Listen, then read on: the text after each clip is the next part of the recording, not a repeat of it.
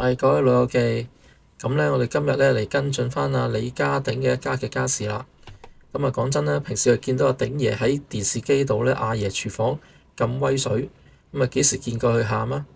咁但係今日咧佢就喺傳媒面前忍唔住老淚縱橫，咁就鼎爺直言啦，佢而家諗起阿大仔李永漢就心痛，仲話點解會養到個咁嘅仔？咁阿鼎爺就爆咗佢個大仔嘅內幕，原來佢7、8年嚟呢，阿大仔李永漢一家5口基本上係靠阿鼎爺供養嘅。咁阿鼎爺話就每月起碼呢就俾5、6萬俾阿大仔，佢形容阿大仔呢公司遊嚟遊去，做咗幾個月就走啦，後嚟仲掛名做個助手，其實就係變相俾家用，除咗現金呢，連孫仔嘅學費啊、保險費，全部都係阿鼎爺一手包辦。咁啊，鼎爺就話夜闌人靜諗起嚟，覺得自己同阿思明之前就太縱個仔，搞到佢而家咁嘅局面。咁呢場戲嘅風暴中心呢，除咗兩兄弟，仲有2位新抱。阿鼎爺今次係全力開火，直接炮轟阿大新抱阿 Connie 嘅。咁啊，阿鼎爺就用咗一句好狠嘅話嚟形容阿 Connie，人無3尺高，肚裏3把刀。佢又覺得今日呢兩兄弟嘅決力，甚至同老豆反目，都係大新抱喺背後搞震嘅。咁啊，佢就仲話呢，就呷阿台灣妹阿二新抱 Agnes 嘅醋。咁最令人無奈嘅係阿思明姐呢嘅喪禮本應該係莊嚴嘅，但係李永漢就堅持喺家人花牌度呢，就唔可以有細佬阿老婆 Agnes 個名。鼎爺話李永漢呢，老虎蟹都唔肯落名，最後阿鼎爺唯有用自己出錢就整多個花牌放中間。呢種做法係真係成家人嘅關係都降到冰點。咁面對老豆咁重嘅指控呢，大仔李永漢當然就唔會坐以待斃啦。佢嘅回應就好強硬，甚至係帶啲火藥味嘅。咁佢覺得阿鼎爺而家講咁多呢，其實係為咗幫阿二新抱 Agnes 洗白，等佢可以名正言順咁入靈堂。咁李永漢呢，就話自己結婚冇叫鼎爺出錢，係私房菜打工，係從低做起，每月就15,000蚊。喺公司出嘅人工呢，佢仲強調自己當時係為咗慳錢，要日日坐巴士，就唔係鼎爺講到咁樣飯來張口嘅。李永漢呢，就指控 Agnes 呢就出現3個月，搞到屋企就成個家都散晒，仲話 Agnes 呢同思明姐講條件，要阿李永漢呢李永豪呢就聽晒佢話，就唔准同阿媽住。咁李永漢呢，就最心痛嘅係，佢又覺得阿鼎爺利用咗思明姐過咗身，死無對證，就喺度話阿思明姐生前就好鍾意 Agnes。李永漢堅稱阿媽呢係唔鍾意呢個二新抱嘅，而鼎爺呢就講嘅係全部都係抹黑。咁相比起大哥嘅激動呢，李永豪呢一次選擇咗對用相片嚟講説話。佢就向傳媒提供咗好多以前嘅相片，咁就相入邊就見到 Agnes 同阿思明姐手拖手行街嘅，有思明姐就去佢嘅愛巢嗰度食飯，大家笑得好開心嘅畫面。據阿豪仔嘅以前呢揾到嘅錢都係拎90% 嚟養家，甚至係為咗阿哥一家住得舒服啲就自己搬走嘅。咁豪仔嘅態度就好明確。我就唔同你嘈，我拎事實出嚟俾大家睇。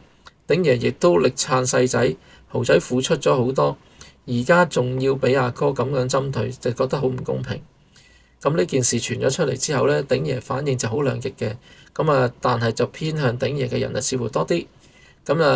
好多人就覺得做父母嘅就如果唔係逼到埋牆呢，就點會喺公眾面前數臭自己嘅仔啊？尤其係鼎爺咁硬漢嘅人，喊到咁樣真係令人好心酸。有網民就覺得呢，大新抱妒忌二新抱呢個解釋都好合理，好多婆媳佢哋嘅問題呢都係咁樣開始嘅。亦都有部分網民就重提當年楊思琦同豪仔分手嘅事啦，覺得呢家人可能真係個個都有啲嘢，咁就覺得豪仔真未必係咁無辜嘅。今日呢，就係阿鼎爺前妻兩兄弟李榮漢、李榮侯嘅母親施明女士設靈嘅大日子。咁啊，地點就喺大圍寶福紀念館。按照傳統咧，人死為大，白事應該要莊嚴肅穆，就俾逝者安靜安息，讓生者就得到安慰。但係咧，大家都估唔到，就喺呢度最後一程咧，就喺送別佢母親嘅時刻咧，李家嘅家醜就不但冇隨施明嘅離去而塵埃落定，反而就好似火山爆發一樣徹底咁炸開，搞到滿城風雨，連帶整個社會嘅輿論都沸騰起嚟。咁我哋今日就唔係要做八卦記者去挖人私隱嘅，而係想以一個想咧就了解一下呢場發生喺豪門啦，雖然係未必係超級富豪啦，咁但係喺公眾眼中都絕對係算係名人家庭嘅背後人性嘅糾葛。咁呢個唔係不單止係關於金錢嘅爭拗，更係關於孝道啊、兄弟情、夫婦關係，以及一個老父親80幾歲人呢，就面對家庭破碎嗰種無力感嘅同心痛。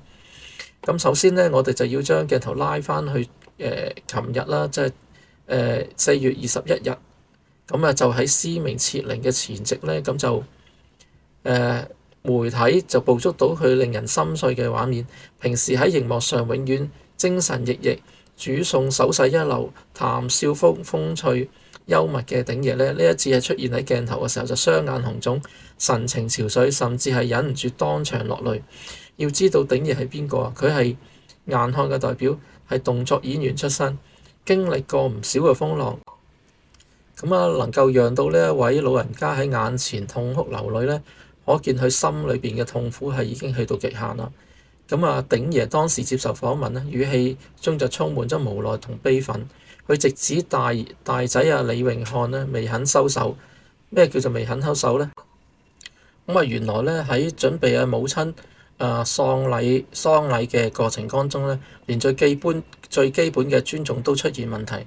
喺傳統習俗中呢，家屬送嘅花牌、花圈、名字嘅排列都係有講究嘅，代表咗家族和睦嘅別序。咁但係李榮漢堅持就唔俾阿弟婦，即係李榮豪嘅妻子 Agnes 咧，咁就嘅名咧就出現喺家人嘅花牌上邊。咁啊，呢一招咧就真係好非常之狠。咁唔單止係排斥咗弟婦咁簡單，呢個喺母親嘅靈堂之前咧，公然撕裂兄弟之間最後一點顏面，亦都係向所有人宣告咧，呢個家已經係分裂咗。咁啊，鼎爺就話咧，佢為咗顧全大局，為咗俾阿前妻施明能夠安安靜靜咁走完最後一程咧，佢就選擇忍讓。咁咧，呢個甚至係自己做多咗一個花牌，就將阿 Alice 個名咧就放咗喺上邊，放喺中間，試圖彌補呢個裂痕。咁啊，佢話豪仔叫我到時咧就跟住佢，就唔好同阿李榮漢嘈，有咩就行開，因為我嘅身體就唔係咁好。咁聽到呢句話咧，就真係有啲讓人心酸啦。咁啊，一個80幾歲嘅老人家喺亡妻嘅喪禮前邊呢，仲要小心翼翼咁怕俾個仔去挑釁，咁怕身體受唔住刺激，需要小兒子去保護咁去行。咁啊，呢一個係咩嘅悲哀呢？但係更加震撼嘅爆料就係話，仲喺後邊。鼎爺喺訪問中揭開咗一個隱藏咗好多年嘅真相，一個關於金錢供養嘅真相。佢話過去7、8年呢，佢一直都喺度供養住大兒子啊李榮漢一家5口，每日就起碼俾5萬蚊港幣以上，5萬蚊一個月，7年8年呢個數計落去呢，就差唔多係幾百萬。咁啊，鼎爺就喊住口咁講：我哋而家就好心痛，點解養到個仔咁嘅？咁啊，夜闌人靜嗰陣時諗起都會喊，我就唔知點解會變到咁。咁我同阿施明以前都係太重佢。咁啊，呢段話咧就信息量就非常巨大。咁第一咧就佢就證實咗咧，阿李榮漢長期依賴父親嘅經濟支援嘅。咁咧就第二咧就係佢揭示咗阿鼎爺作為父親嗰種恨鐵不成鋼，甚至係後悔溺愛嘅複雜心情。我哋都知道啦，李榮漢早年佢係童星出身，後來做咗演員，咁啊主持咧，甚至係試過從政嘅，但事業都起伏不定。相比之下咧，弟弟李榮豪咧都唔算係頂級巨星，但係一直勤勤懇懇教漂移啊、開麵店啊、做 YouTube 啊，努力咁揾食。咁鼎爺提到啦，李榮漢曾經喺佢私房菜度餐廳工作嘅，但係做咗8-9個月就走咗啦。後來因為疫情咧生意下跌，咁鼎爺就不得不削減成本，李榮漢呢就被炒咗啦。咁之後鼎爺為咗個兒子嘅維持生活咧，就掛名俾佢做自己嘅助手，每月就出糧5-6萬當為家用嘅。除此之外咧，孫仔孫女嘅學費啊、保險費啊，全部都係由鼎爺支付。呢一度就有一個細節就值得回味啦。早前咧就有人爆呢，就話李榮漢同李榮豪咧就因為拉麵店生意不和，李榮漢呢就中意指點江山，騷擾弟弟管理業務，而弟婦咧 Agnes 咧亦都參與其中，導致矛盾累積。後來疫情期間呢，細佬嘅食肆咧就結業，大媽亦又冇咗老豆嗰份薪水，於是咧就將個怨恨就發泄咗喺老豆同細佬身上，認為係弟婦搞風搞雨。鼎爺就對呢個講法似乎引證咗呢一點，佢就炮轟大新抱 Connie。報道中呢，鼎爺就炮轟大新抱，並提到佢呷台灣妹醋。呢度裏邊呢就仔細咁梳理啦。根據最新報道嘅脈絡呢，鼎爺就炮轟嗰個就係李榮漢嘅妻子，指佢肚裏邊三把刀。而李榮漢呢嘅妻子呢，李榮豪嘅妻子呢，就 Agnes 呢，即係受害者。李榮漢呢，就拒絕喺花牌上署名，所以呢，就鼎爺口中嘅搞事搞非就係大新抱，係李榮漢嘅妻子。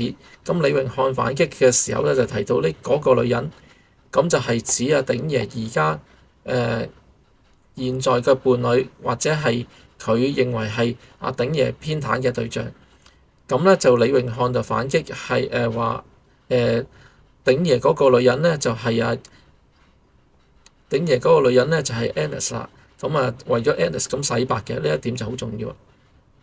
我哋就重新咁清理咗人物關係啦，就以免混亂啦。就係李家鼎呢，就係父親啦，思明就係母親啦。李榮漢就係大仔啦，李榮豪就係細仔啦。Agnes 呢就係李榮豪嘅妻子兒媳婦啦。李榮漢嘅妻子呢，就係大新抱啦。就係 Connie 啦。鼎爺炮轟大新抱啦。李榮漢個老婆肚裏3把刀，搞風搞雨，就係妒忌台灣妹嘅。可能就係指呢，就佢係某種誤會或者係過往嘅情敵，但係呢一度係重點就係佢嘅挑撥離間。李榮漢即係反擊呢，就係話鼎爺就為咗替Agnes 呢洗白，就先至抹黑佢。好啦，翻到去鼎爺嘅控訴啦，佢就話大仔已經係有高薪啦。相對於無業而言呢，或者係相對於佢認為個仔應該有嘅能力呢，但仍不斷咁苛索。呢度呢，就俾令到鼎爺呢感到心寒。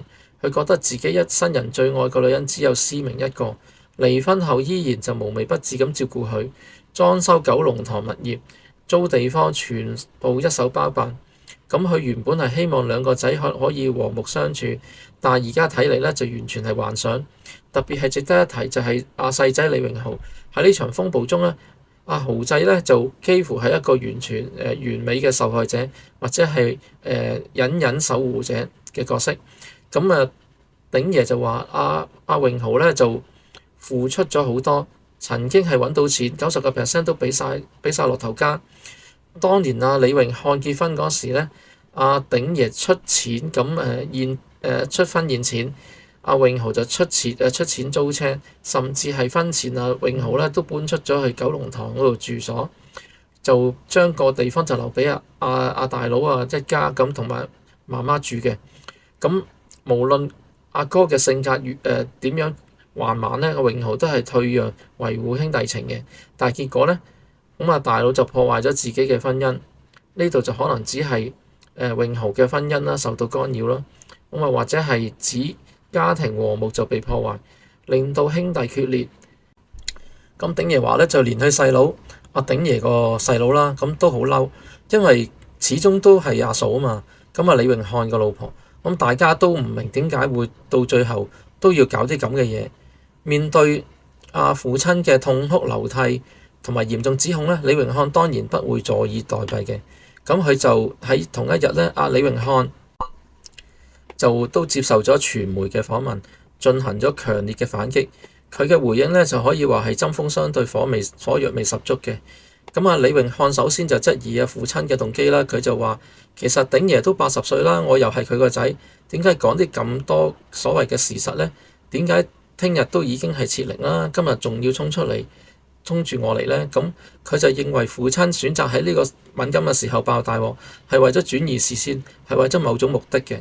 咁佢最核心嘅反駁就有兩點嘅。第一咧就關於供養啦。咁李榮漢就堅決咁否認父親供養佢一家五口嘅。佢話當然就唔係事實啦。我結婚冇叫過阿鼎爺出錢，即使係我去私房菜度打工，亦都係從低做起，每月大約係15,000人工，都係公司出嘅。所以當時係慳錢，日日坐巴士。咁啊強調自己係自食其力。咁咧。父親話每個月50,000蚊咧就純屬虛構嘅。咁第二就關於嗰個女人啦，咁啊 Alice 咧，咁就李榮漢就認為父親之所以咁賣力咁抹黑佢咧，就係因為 Alice 要為 Alice 洗白，等佢可以名正言順咁入靈堂參加解穢酒。咁佢話咧呢個係思明嘅喪禮，出席解穢酒係對思明最後嘅尊重，我心啊自然係會嚟啦。咁佢有心就自然會嚟啦。咁佢明暗示父親偏袒兒媳婦，而冷落咗佢呢個大兒子。咁咧，李榮漢仲拋出一個重磅炸彈，就係佢聲稱母親思明其實就唔喜歡 Alice 嘅。咁佢就話 Alice 喺嫁入李家短短3個月裏邊咧，就將頭家搞散咗，分割咗佢兩母子。佢甚至係引用母親嘅説話，就話 Alice 曾經對思明講條件：你個仔而家要同我一齊。乜都要聽晒我講，我唔中意同你哋一齊住，就算係隔離左右都唔得。咁為咗證明呢一點咧，李榮漢講述咗一個細節。有一次鼎爺喺私房菜度請客，邀請親朋戚友嚟食飯，咁思明就明確咁表示席上就唔可以影相嘅。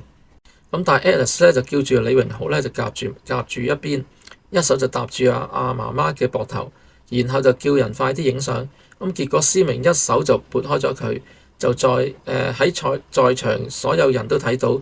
李榮漢認為咧，呢個足以證明母親對 Alice 嘅反感，而父親就而家所講嘅思明係滿意 Alice 咧，係完全係死無對證，因為思明已經去世，冇辦法辯駁啦。咁李榮漢仲提到咧，就自從佢通知父親同弟弟喪禮嘅日期同卜文後咧，佢就完全係已讀不回，冇有主動咁去問過一句喪禮嘅事，咁啊讓到佢感到心寒，認為父親同弟弟根本就唔在乎母親，只在乎政治正確同埋門面功夫。咁樣咧就真相究竟係點樣咧？就邊個去講大話咧？咁呢個時候證據就講嘢啦。咁李榮浩就冇喺阿哥哥面前咧，就透過傳媒打口水戰，而係直接攞出實錘。佢就向傳媒提供咗多張照片同埋照片片段嘅。咁第一張啦，資料顯示啦，就係 Alice 咧同阿思明咧手拖手咁喺個街度嘅。兩人睇嚟關係都密切嘅。咁第二張呢，就係阿思明係豪仔夫婦嘅愛巢嗰度咧，就共進晚餐。婆媳就同台開懷大笑，氣氛係歡樂嘅。第三張呢，就開心咁合照，就笑容真誠嘅。李榮浩表示呢，過往因為怕觸動到哥哥李榮漢嘅神經呢，就避免就不必要麻煩。佢哋就唔敢喺公開嘅社交平台上咧公開呢一啲合照嘅。但係而家咧就為咗還原真相，為咗證明母親並冇好似阿哥咁話討厭Alice 咧，佢就選擇公開呢一啲證據嘅。呢一啲相咧就無疑係李榮漢講嘅一記嘅重錘。佢如果思明真係咁討厭 Alice 咧，真係覺得佢咁樣俾人哋蝦咧，點樣會係有咁多溫馨互動嘅瞬間咧？點解會笑得咁開心呢？當然啦，支持者就可能會呢，只係表面功夫啦，或者係以前嘅照片啦。以後後來就關係惡化咗，但係結合咗阿鼎爺所講嘅，思明生前話個 Alice 都幾好啊，阿仔都開心就得㗎啦。咁呢一套説法顯然係更具說服力嘅。咁此外，網民呢嘅反應亦都係呈現咗一面倒嘅趨勢啦。一部分嘅網友都表示傾向相信阿鼎爺同榮豪嘅，有人就留言啦，就只會相信阿鼎爺嘅説話，佢一把年紀就冇必要殺呢啲荒啦。咁都睇得出細佬係好認真咁去忍讓佢。咁多年啦，榮豪一直都係低調咁做呢啲嘢嘅。咁我偏向信父母方面多啲。做父母嘅，如果仔女唔係太差呢，點會講衰自己嘅仔女呢？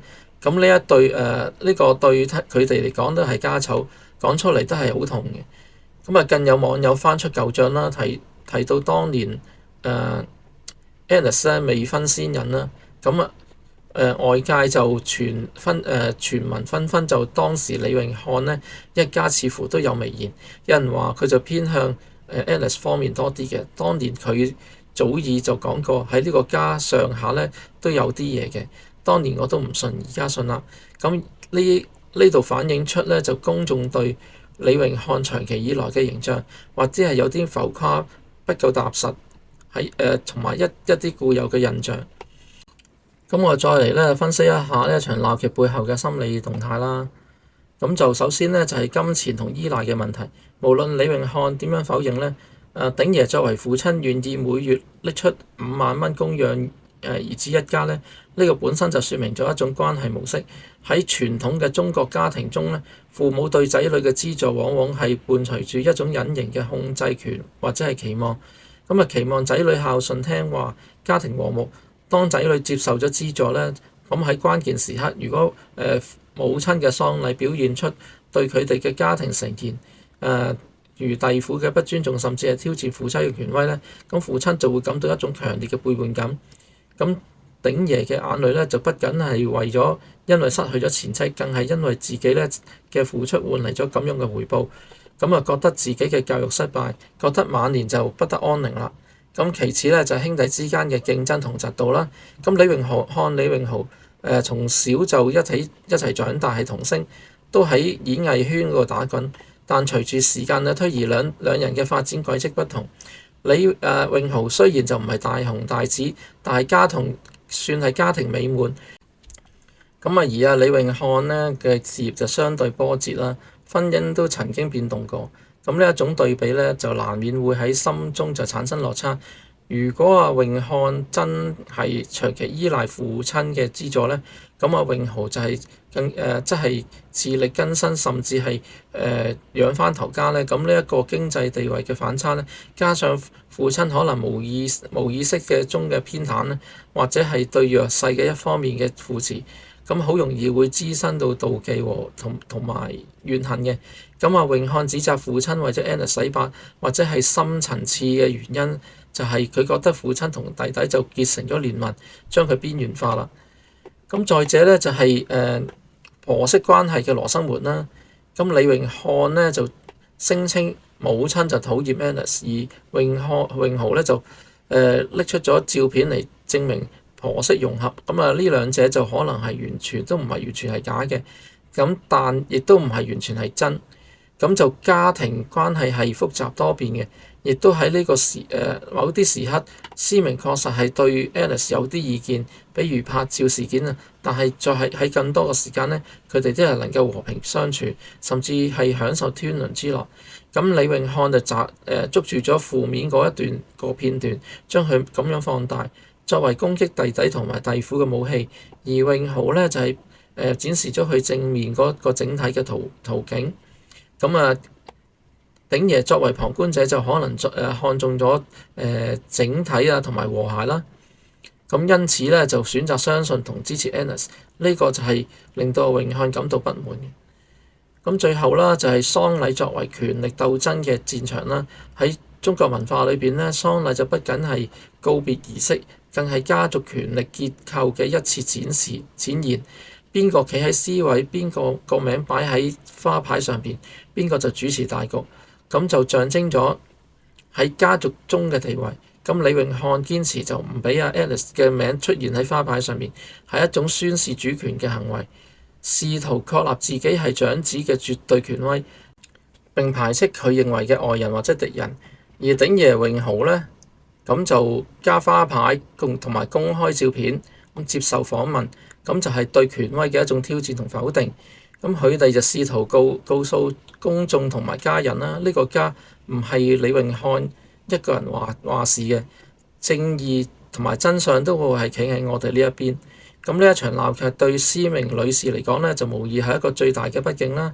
咁佢一生經歷咗風霜，同阿鼎爺離婚後獨自撫養兒子，晚年就本來想安享天倫嘅，咁啊點知喺身後就陷入咗如此不堪嘅紛爭。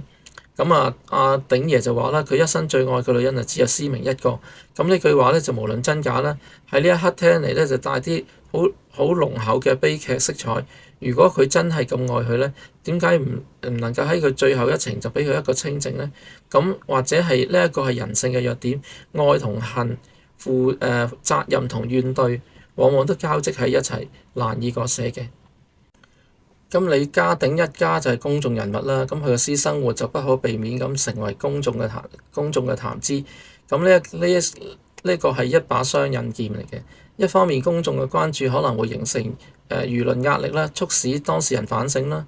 咁好似網民一面倒咁支持鼎爺，另一方面呢種關注亦都可能會加劇矛盾，令到當事人為咗維護面子而更加僵持，唔肯退讓。李永漢反擊話父親係衝住我嚟，咁一部分呢都係為咗公眾面前感到羞恥或者係壓力嘅，從而產生咗防禦性攻擊嘅。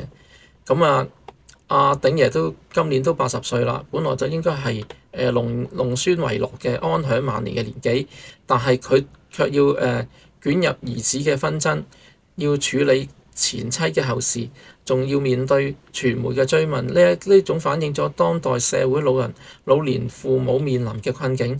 子女成年後呢，父母就並唔係真正嘅退休，佢哋仍然喺經濟上、情感上為咗子女兜底。當子女出現問題，父母就往往係最後埋單者。無論係金錢上定係名譽上呢，鼎爺嘅心痛呢，就唔僅僅係因為兒子嘅不孝，更係因為佢對晚年生活嘅無法自主嘅無奈啦。咁希望隨住阿施明女士嘅火化啦，咁呢場風波就會逐漸平息。咁希望阿鼎爺能夠保重身體，安享晚年。咁就畢竟人生苦短，親情難得。咁與其喺爭執中消耗生命，不如包容中尋找和解啦。咁呢個呢，就可能或許都係啲先至係施明女士最終想睇到嘅結局。咁最後就唔好唔記得啦，記住做齊以下3部曲啦，點讚、訂閱同留言。多謝大家聆聽，我哋下次再會。